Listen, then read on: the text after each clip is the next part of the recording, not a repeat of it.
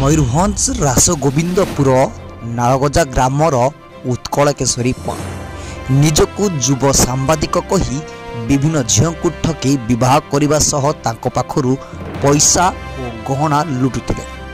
एथिरे थिले तांको बापा माँ आउ भौणी सहयोग रे विभिन्न थाना रे थिला मामला।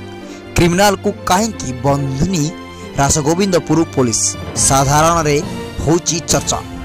विभिन्न अपराध पर दोषी फेरार रहुची।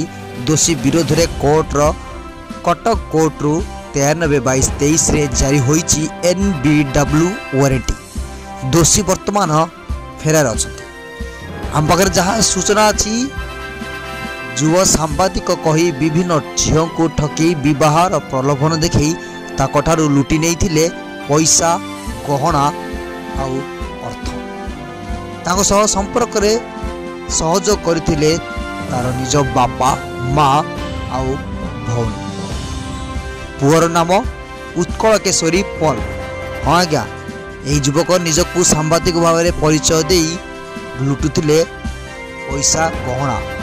विभिन्न झील को प्रलोभन देखी विवाह जरिया पैसा लुटि नहीं। ब्यूरो रिपोर्ट केबी न्यूज ओडिशा।